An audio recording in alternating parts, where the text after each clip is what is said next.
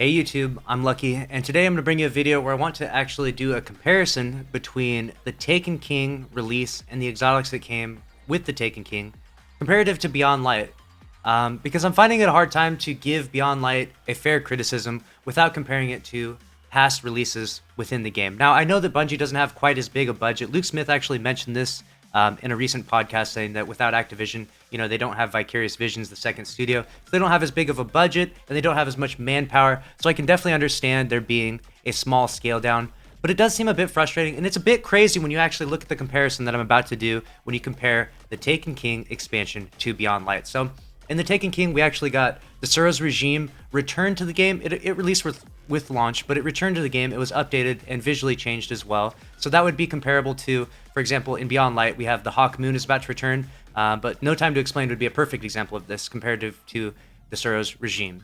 Now, we also have so many other exotics here. I mean, look, we have in total 14 exotics here. We have the Tlaloc. We have exotics that we haven't seen. Telesto is one that's currently in the game as well. Chaperone is here. We have Dark Drinker. Oh, Raised Lighter. So many exotics. Jade Rabbit is here. Ace of Spades is here. 14 exotics in total, and obviously some of them being a refresh. Like we've got Suros is a refresh here.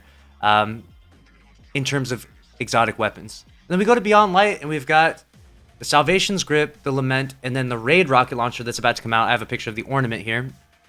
And then we have two redone exotics here, brought over from D1. And it just feels a little bit lackluster. And when you look at the armor comparison, it's crazy too. We have 6 new armor pieces. And don't get me wrong, I like the new armor pieces. You can't see this entire image here, but I like the new armor pieces that came from Beyond Light so far. The 3 helmets and the 3 gauntlets are excellent.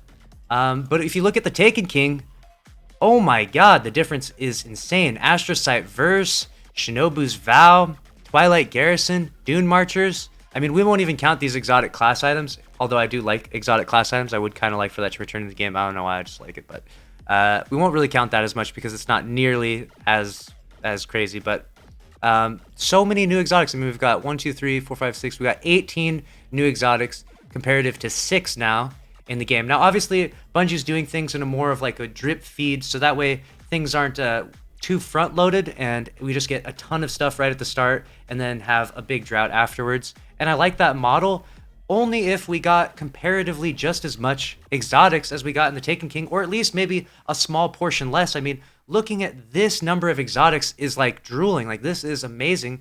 The diversity and uniqueness of all these exotics and what they added to the game. It's so crazy to see that this is the game. The game actually existed before these exotics. I mean, some of these are like absolutely pivotal to Destiny 2. And then we go back to Beyond Light and it's like, what are we even getting? What are we even looking at here? There's almost nothing comparatively, and it's definitely frustrating. And I know a lot of you share the same frustrations as I do, and this is in no way to roast Bungie or to shit on Bungie. It's just a simple comparison that I think is important to make, because the game that I love and the game that you love just really doesn't feel like it once was. I mean, oh my. This was truly the golden era. If you got to experience Destiny 1 during the Taken King era, you got to experience a magical moment in history. And unfortunately, if you weren't there, you didn't get to experience it. But holy, this was a really special time. And looking back and seeing how much was actually added to the game, it's mind-blowing. I mean, some of these exotics weren't as pivotal, but some of them I don't even remember. But the fact that there was this much diversity within the exotic pool is truly amazing. And it's crazy to see how far we've come and where we're at now with Beyond Light. Let me know in the comment section below what you think of Beyond Light comparative to the Taken King. Make sure to subscribe if you enjoyed this content, and I'll see you in the next video. Later.